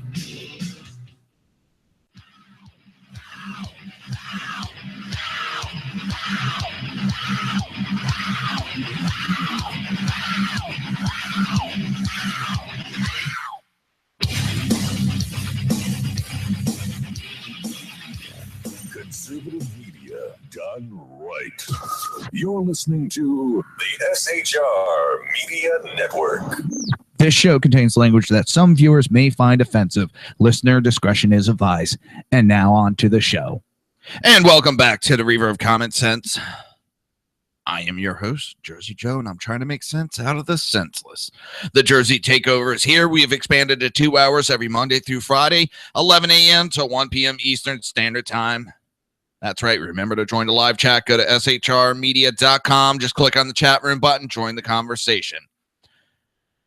If you want to watch a live broadcast, it's simple. Go to Reaver.one, click on the live stream button. Don't forget to subscribe to that live stream to keep up to date. You never know when I'm going to do a Reaver rant. It's hit or miss when I'm going to do them. If you want to support the show or support SHR Media, just go to Reaver.one and click on the Reaver store. Pick yourself up a t-shirt. Just heard like a big crash behind me. So, all right, I've said it before. I don't care for memes when we're talking about facts and stuff. People love to do that. Instead of having a conversation, they start posting memes like they're the end-all, be-all. This one, I don't know how close the numbers are, but the sentiment is exactly on, and I find it funny as hell. But it says that Bill Clinton collected $12 million for his memoirs. Hillary Clinton got $8 million for hers. That's $20 million for the memories of two people who for years have repeatedly testified under oath that they couldn't remember shit. They haven't been able to remember anything, but they can write books about their time in office. That explains a lot. If they get paid for it, they remember everything. But if they got to tell the truth, they can remember nothing. So, I know the liberals hate this, but I'm sorry. I hate it's the law of the land. Well, slavery was the law of the land at one time, and the Supreme Court upheld that as the law of the land. But the Republicans fought that also. Because I love Obama sitting up there. It's the law of the land. So is slavery, but aren't you glad the Republicans fought that to free your ancestors? I bet you are. But you're going to call them a racist to their face. Yeah, fuck you. I get so sick of that shit. I get sick of it. And now a federal court is ruling that the Obamacare insurance payments are unconstitutional. A federal district court held Thursday that the Obama administration's payments to insurance companies under Obamacare are unconstitutional since Congress has declined to pass spending bills funding those payments. Section 1401 of the Affordable Care Act, ACA or Obamacare, provides taxpayer subsidy payments to the people buying insurance from the Obamacare exchange. Although the ACA provides that such payments are for purchasing insurance from an exchange established by a state, the Supreme Court held in a 6-3 decision in King versus Burwell that establishment by a state also includes the federal government. In addition to states, the three conservative justices on Supreme Court at the time, Scalia, Thomas, and Alito, sharply criticized that decision in an energetic dissent, but it remains the law today. Section 1402 of the ACA reduces insurance deductibles and copay, forcing cost sharing by insurers. Instead of promising payments to working income consumers, it promises direct payments to insurance companies. The Obama administration has spent billions of dollars in such payments, even though Congress has not passed law appropriating the funds. The United States House of Representatives filed suit in the U.S. District Court for the District of Columbia, represented by Professor Jonathan Turley from George Washington University. The House sued Health and Human Service Secretary Sylvia Burwell and Treasury Secretary Jack Lew, arguing that 1401 and 1402 of the ACA are not an automatic guaranteed payments, and therefore that these payments can only be made through Congress's annual appropriation bills. First, Obama's administration attempted to get the case dismissed, insisting that the House does not have standing to bring this matter into court at all. Judge Rosemary Collier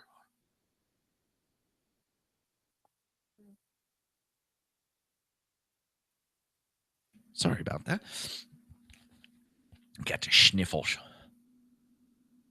Judge Rosemary Collier sided with the House, holding that only Congress can decide to spend taxpayer money and that these Obama administration payments injure the House by seizing one of Congress's constitutional powers. Speaking of the two houses of Congress, she began, only these two bodies acting together can pass laws, including the laws necessary to spend public money. In this respect, Article 1 of the Constitution is very clear. No money shall be drawn from the Treasury, but in consequence of appropriations made by law. That ruling is currently before the U.S. Courts of Appeals for District of Columbia Circuit. Having held that the House has standing, the court today turned to the merits of the case. Merrier held that the 1401 of the ACA is a permanent or continual appropriation of funds by Congress, but that 1402 is not. Collier reasoned, an appropriation must be expressly stated. It cannot be inferred or implied. It is well established that a direction to pay without a designation of source of funds is not appropriation. The inverse is also true. The designation of a source without a specific direction to pay. This goes on to a lot of legal bullshit that, as much as I agree that I do not think Obamacare is constitutional. Under the fact that you are being fined. You're being fined. You can call it a tax. You can call it whatever it is. A tax everybody pays. A fine is a punishment for not doing something. And when you don't buy into Obamacare or prove that you have insurance, you are then penalized. That is not a tax. Taxes are not, whether people agree with it or not, taxes are not penalties. Fines are penalties. And it's already been said, a fine is unconstitutional. You cannot tell somebody to buy something and fine them if they don't.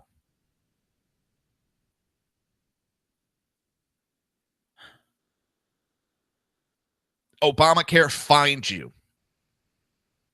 How far are we going to go with the government telling us what we can and can't buy?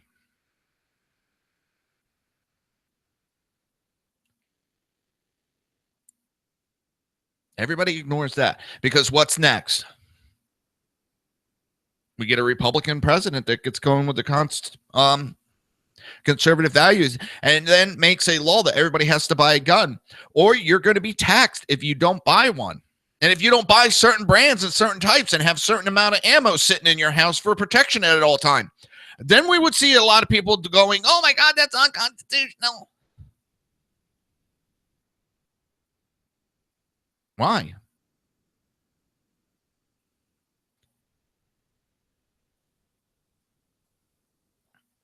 Just because you don't like guns and you don't think it's appropriate? Well, that's for safety issue. That's for protection. That's to protect your household. You should have to have one.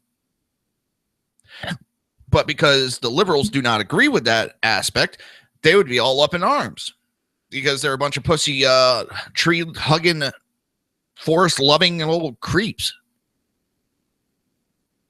What's funny is I give them that nickname, tree huggers and all that, but they don't give a shit about the environment. They champion it, but they don't give a shit. I get tired of all this crap.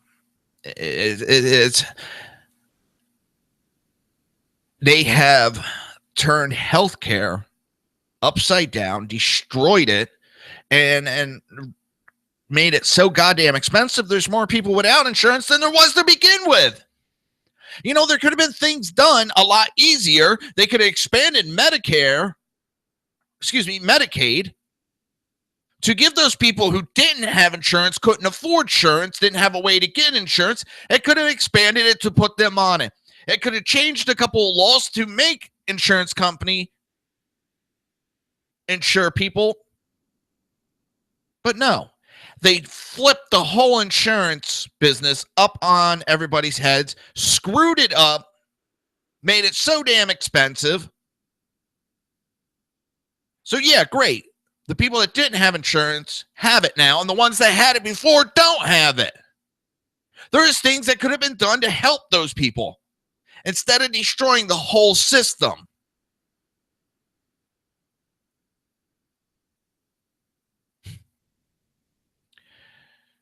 Yeah, Obamacare is going to go down as the biggest failure of Obama. One of the biggest failures. I mean, this man has failure after failure after failure after failure. And don't tell me I hate him because he's black, because I don't. I remember the day he got elected, I thought, oh man, listen to this guy speak. He's going to be one of the greatest presidents to go down. Oh, that certainly went away fast. Once I actually saw what the man was doing, his actions were louder than his words.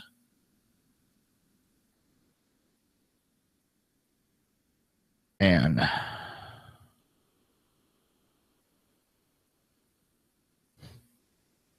pissed me off because the guy embarrassed the shit out of me. I thought that he was proving some things right, but in the long run, it was all talks. Yeah, days that he hid the teleprompter out of sight. He's become the teleprompter president. And that's one of the things I actually like about Trump. He speaks from the heart. And what I mean, it may not everything come from the heart, but very rarely do you see a teleprompter. When he gave the big foreign policy speech, yes, he needed the teleprompter. But when he's out doing these rallies and speaking, he's no teleprompter. He's speaking from the heart. And listen, I don't give a shit about his taxes. I don't care which president released what. I don't care about his taxes. Has he paid taxes? Yes. He's got a tax return and he's getting audited right now. It happens.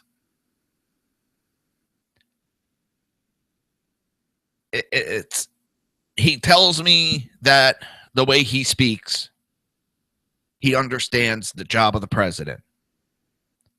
He gets lambasted because he says he's going to do certain things. He gets said that that's not his job. He can't do it. And then he turns around and says, yes, I have to go in front of Congress and bring this to Congress, and we have to talk about it. Oh my God, he's changing position. No, he's speaking from what a president has to do. We've heard for years presidents, I'm going to do this and I'm going to do this, and they can't do shit. Trump says, I'm going to go to Congress and these are going to be my proposals on what I want to do. And as he said in an interview last night, he understands not everything he wants will go through. It will have to be negotiated with Congress. Congratulations. We got a president that understands how to act as a president and how our government is supposed to be run.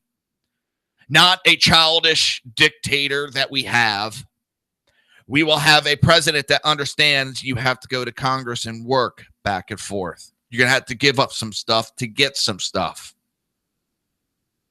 Not that he's a liberal. No, we have a president that understands our Constitution, and we have supposed constitutional conservatives are bashing him because he's following what a president is supposed to do.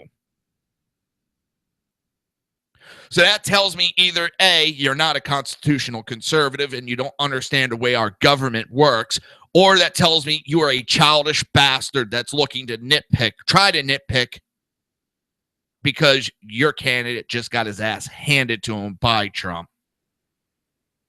Our government is not dictated by the president.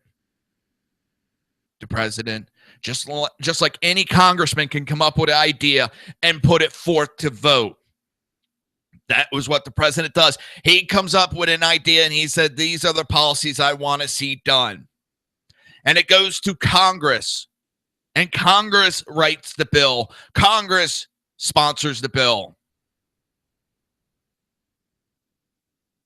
and then it's voted on. It's haggled back and forth, and it goes that way. We have a candidate that is speaking and understands, and I can understand people are not used to that anymore. Well, we have a presidential candidate that understands how things are done. And now he's getting lambasted because he's actually speaking like a president and saying what has to be, the process has to go through. And he's not out there pushing certain things because he understands it has to go through the proper channels. Just as we have to go to break. And you are listening to the Reaver of Common Sense right here on SHR Media and High Plains Pundit Radio. We will be right back.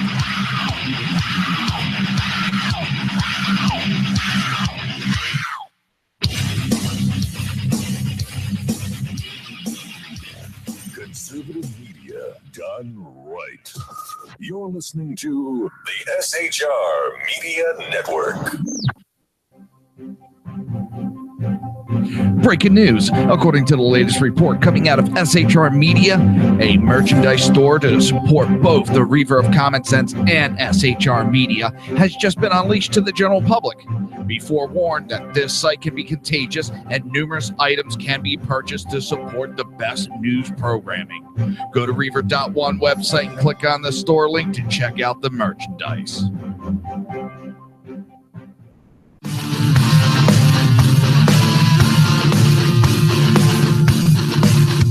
You have been listening to Reaver of Common Sense, hosted by my dad, Jersey Joe.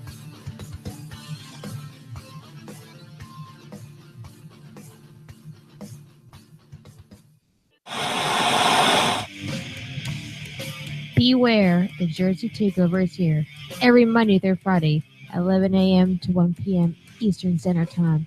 You can catch the Reaver of Common Sense show, hosted by Jersey Joe, right here on shrmedia.com and highplansdailynews.com. Only Jersey can deliver hell like no one else, so consider this your fair warning.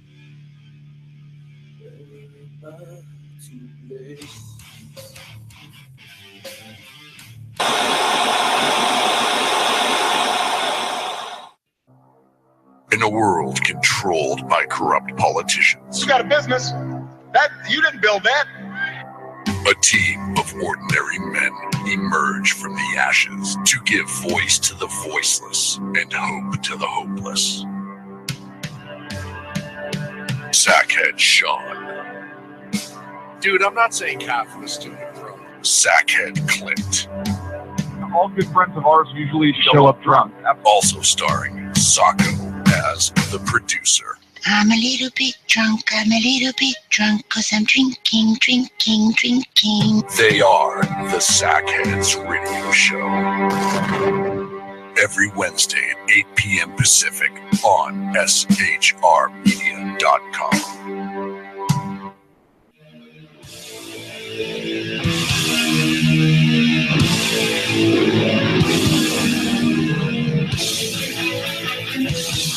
Every Wednesday night, 8 p.m. Eastern Standard Time, it is the Reaver After Dark, hosted by Jersey Boys, Jersey Joe, and Jersey Crash, right here on shrmedia.com and highplansdailynews.com.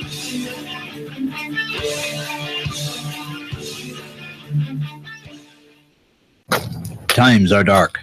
The people misled by corrupt politicians, lied to by establishment media, and deceived by the false messages of Islam. A nation in confusion needs a guide. It needs a man with a cane. I'm Dave Milner. Join me on Spreaker, SHR Media, High Plains Talk Radio, Live Rebooting Liberty, and YouTube for a unique brand of commentary on the unpleasant blind guide. Because truth is not always pleasant. If you miss a show, don't worry. You can catch the replays two ways, rebootingliberty.com or the reverbcommonsense.com. While you're there on Reaver of Common Sense, don't forget, drop in your email and keep up to date on everything going on, or click the like button on the Facebook widget. Now on to the Reaver of Common Sense.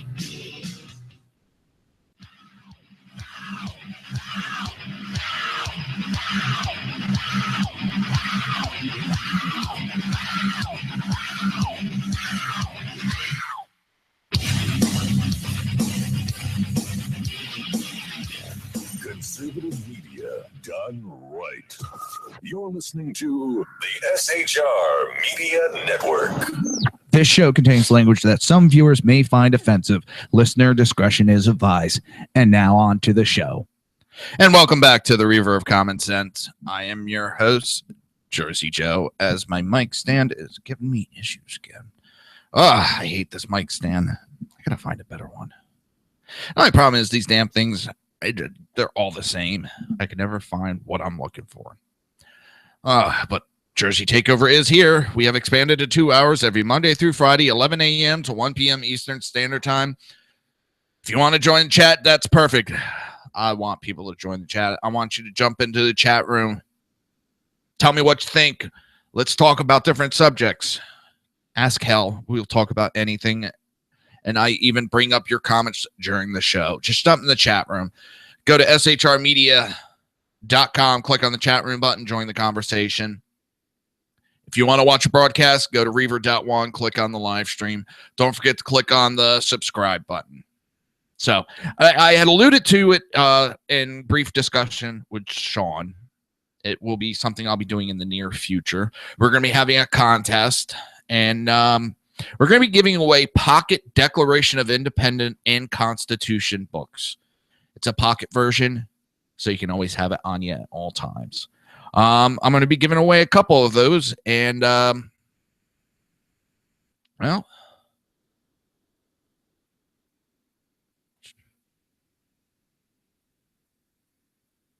now Kel just brought up that Trump's supposed to be self-funding and is seeking to raise money from political donors.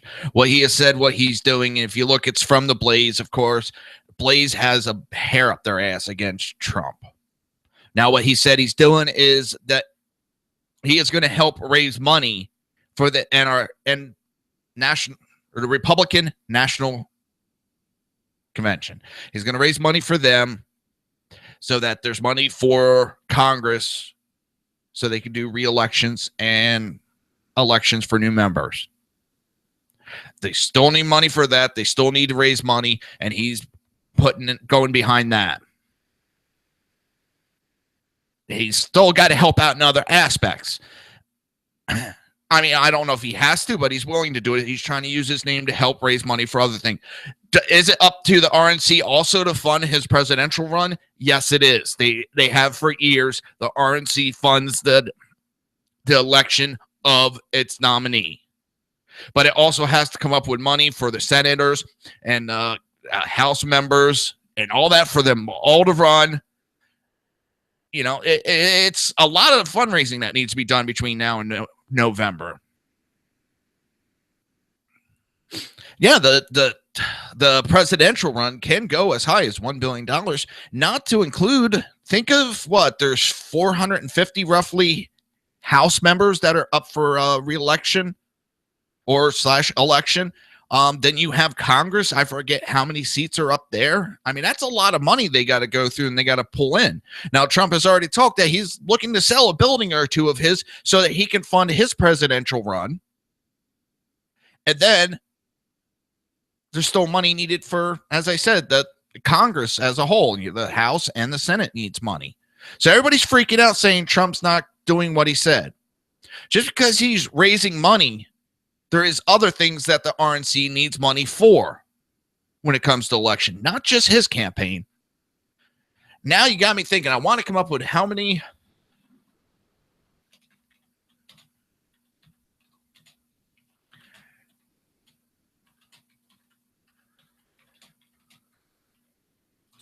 Trying to remember exactly how many.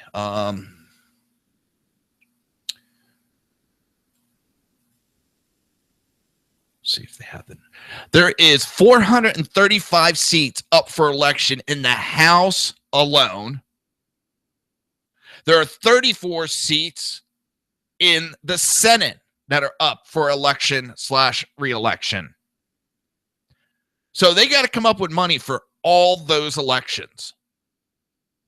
And do you think that it's not the responsibility of the presidential nominee to not try to help with the fundraising for that? Of course it is. And that's also a way for them to all to work together. Anybody thinks just because he's helping raise money, it's not just for him. And I wish people would get that through the head because, and Kel, it's not you. I see it on forums and Facebook and Twitter all the time. And they, oh, look, he's not self like he said. Yes, he is. But also the RNC kicks in money to help. It always has been, always will be. That's the way it goes. But we got a lot of seats. I mean, that's 435 seats are up for election. All right. That's a lot of seats. And let me tell you, the Democrats, I've been reading a lot of articles lately. The Democrats are kind of conceding the presidential race already.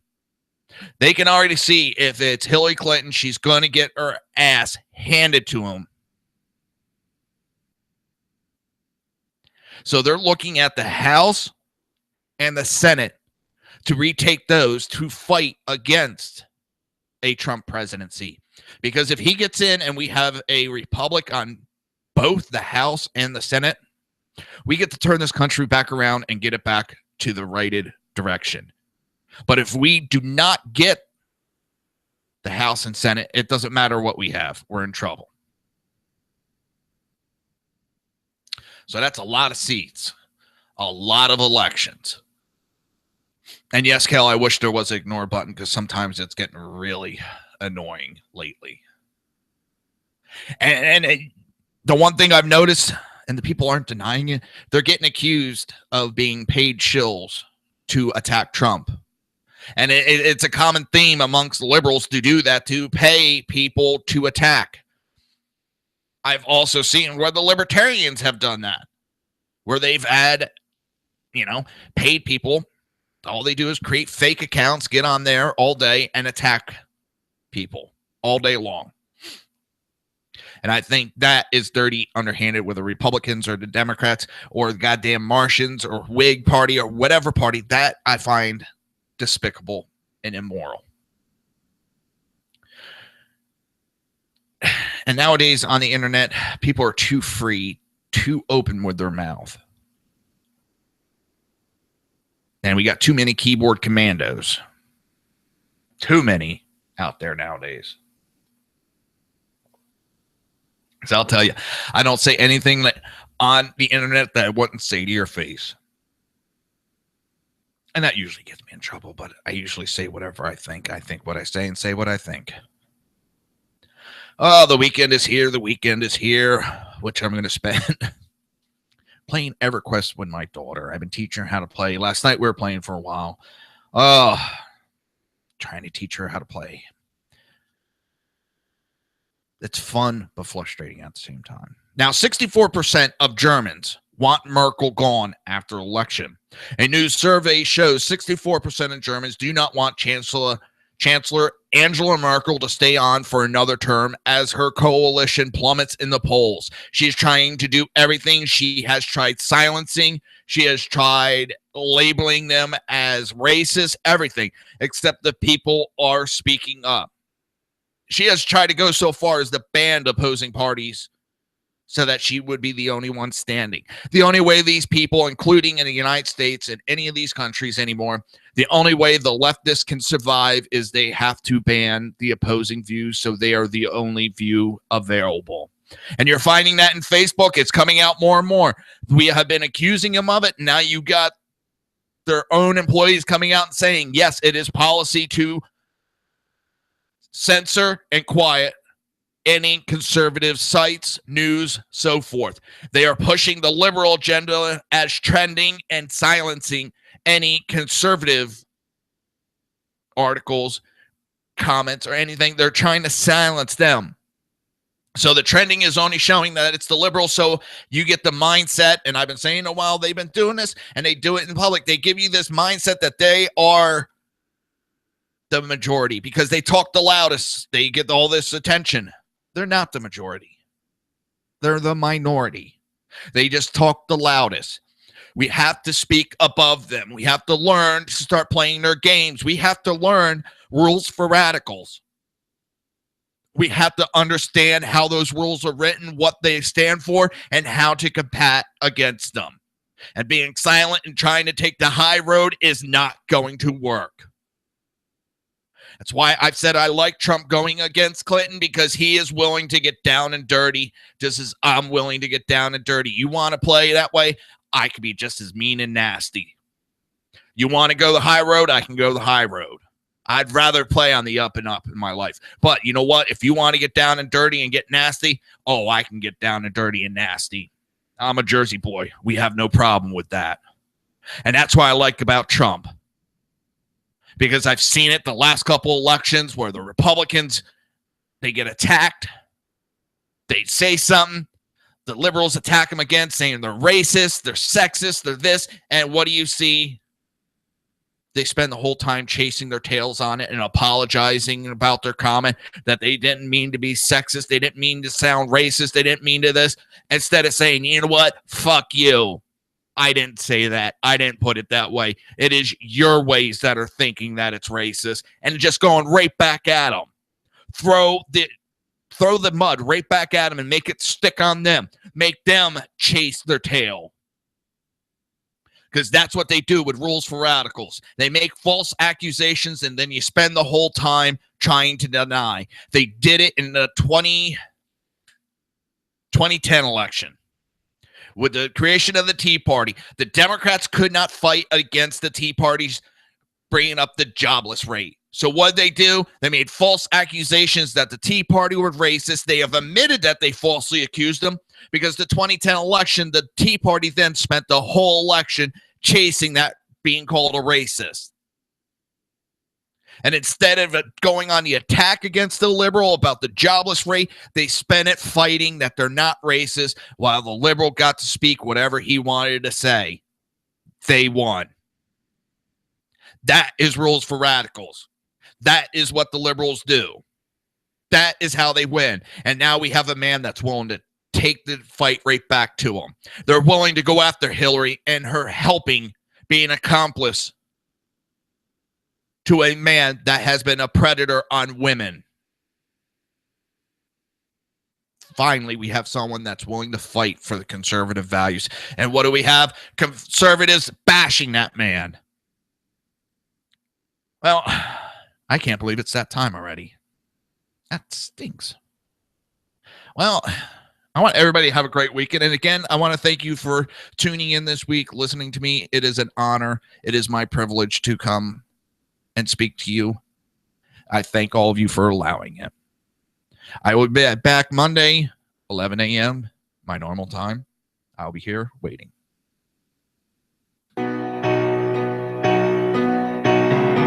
You've been listening to the Reaver of Common Sense with its host, Jersey Joe.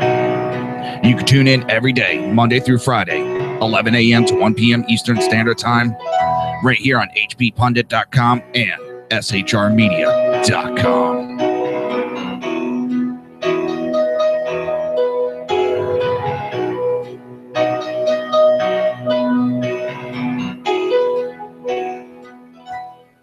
Your closest friend, Lindsey Graham,